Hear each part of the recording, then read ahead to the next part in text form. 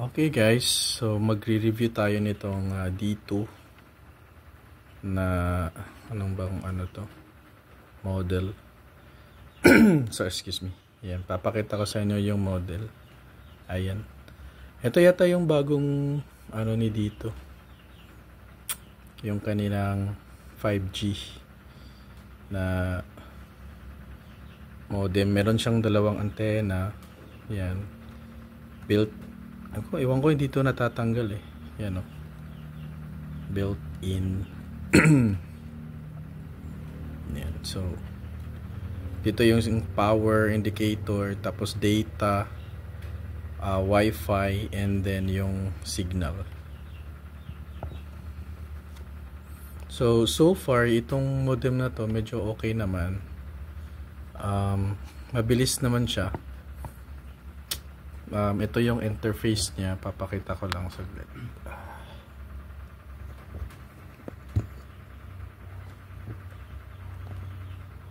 Ko-connect lang tayo dito sa dito.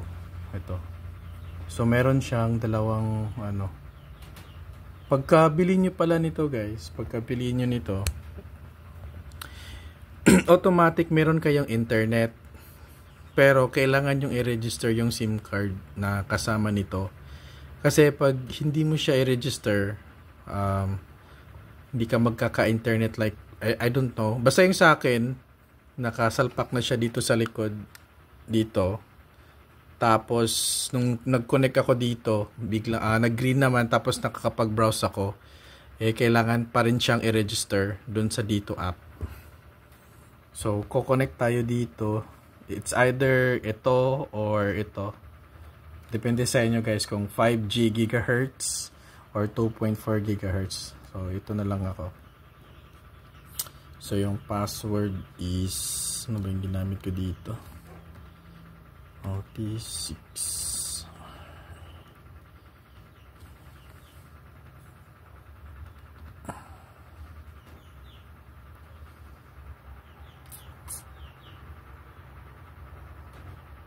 Tingnan natin kung tama ba yung password ko. Excuse me.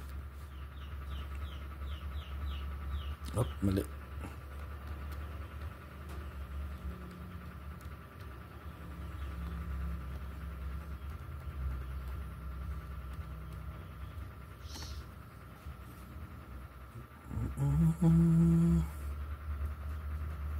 Ayun.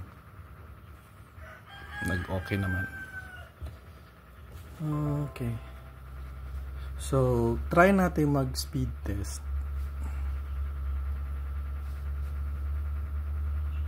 Ang gamit ko kasi is yung fast. Ayan. Just tingnan natin.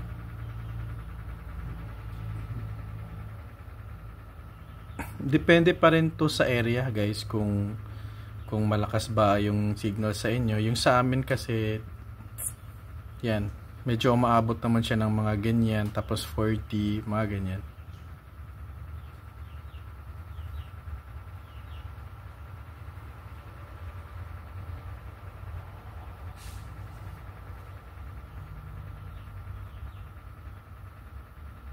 Ayun. So 38. So far okay naman siya. Dito naman sa show more info, cannot reach.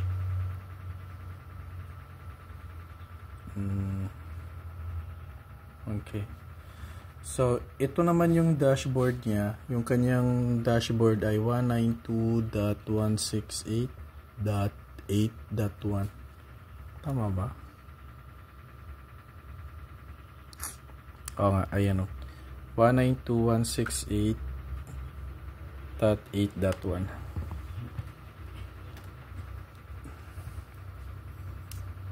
Okay.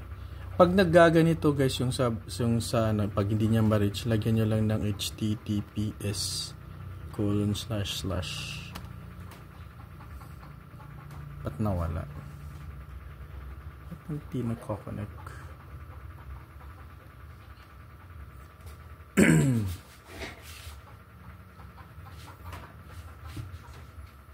Ayan. Tapos pag may ganyan, lagyan nyo.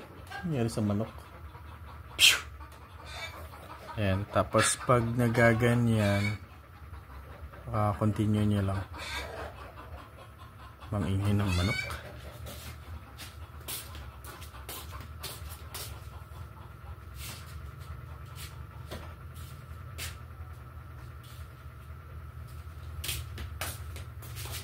Ayan, so ito na yung mismong dashboard nung sa dito. Tapos yung naka-indicate dito sa dito. Ayan, ano ba yung sa akin? Klaro. Ayan. So nakalagay is admin. Nakalagay dito is admin, tapos ito yung password. Pero yung sa akin guys is na-modify ko na to. Ano nga ba yung password ko dito?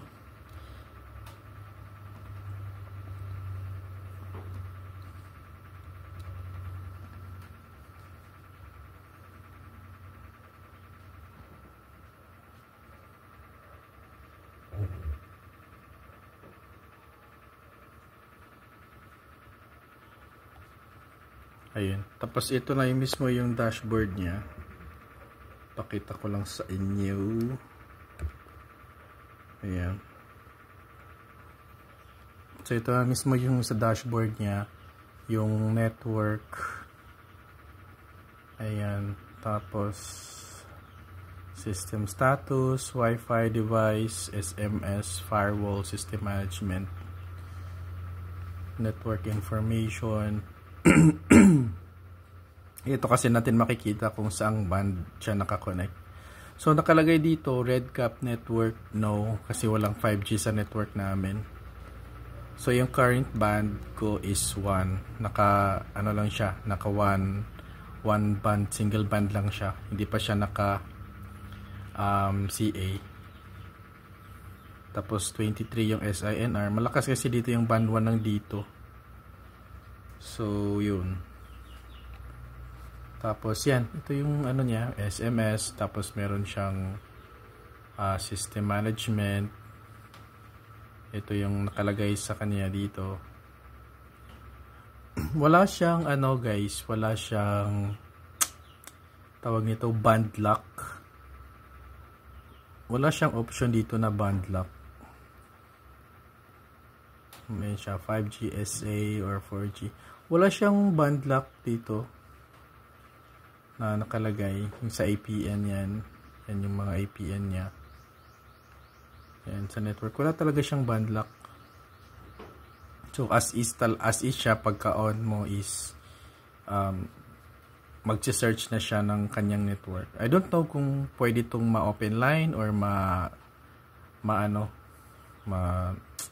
tawag nito ma-admin. Magkaroon ka ng admin account para dito. So yun,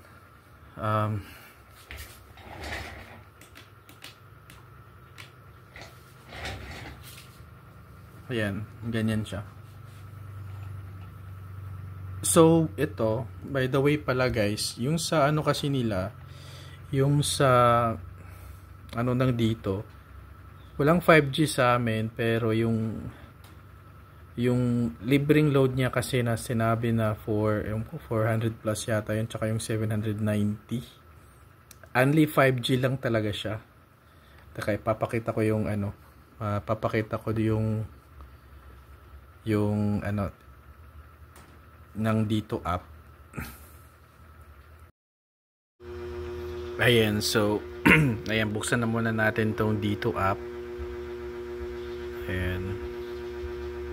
And guys, makikita nyo is unlimited siya. Nakalagay doon sa dito app niya, yung sa SIM. Pero pag binuksan mo kasi yung more details dyan papasok, ayun, yung unlimited niya is 5G. Yung dito home 4G 50 gig data, yan yung nakukonsume ko kasi walang 5G network sa amin. So for yung only niya talaga dyan is 5G lang.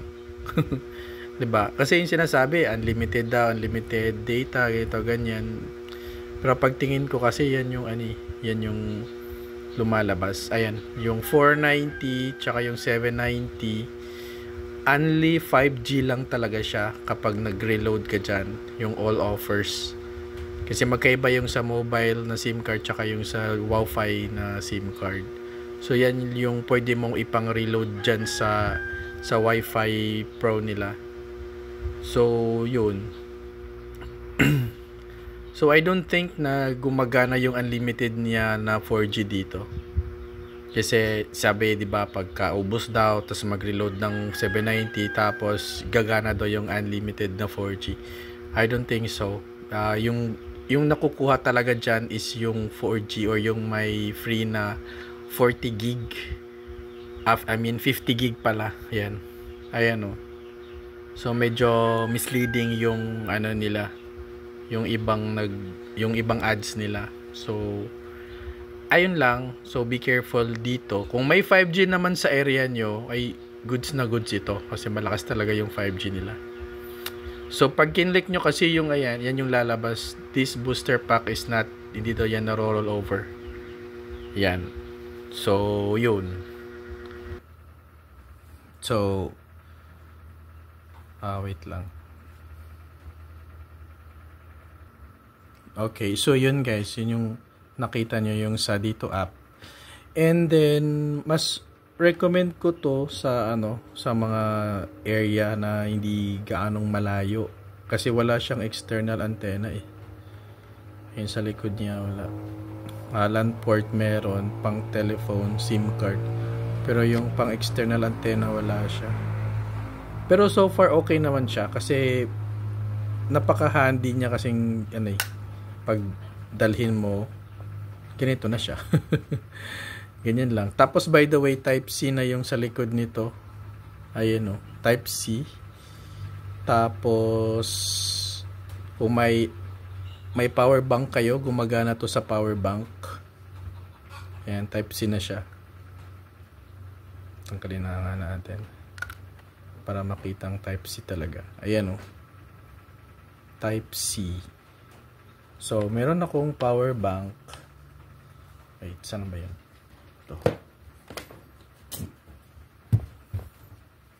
Ayan. Meron akong power bank. Tapos, hanap tayo ng... Wait lang.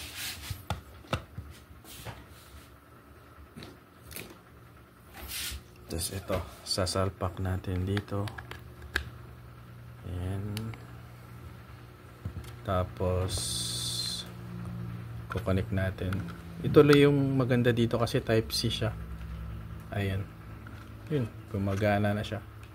So pag brown out, pag walang kuryente, pwedeng naka power bank. Let's wait.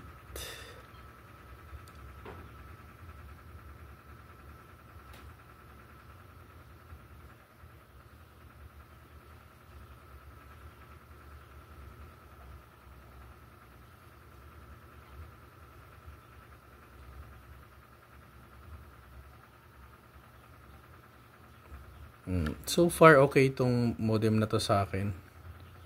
Yun nga lang wala siyang external antenna pag nasa liblib ka na lugar. So yun. Ayun. So ito lang yung dito. Down niya kung wala. Hindi ko alam kung baka meron siya kung bubuksan dito. Bubuksan dito sa likod. Dito sa likod niya. Kung may siguro kung baka meron siyang pwedeng pagkabitan ng external antenna, i-modify na lang siguro to. So yun guys, salamat sa pag-watch and hopefully may natutunan kayo dito sa review natin. Okay, until next time guys, God bless. Bye-bye.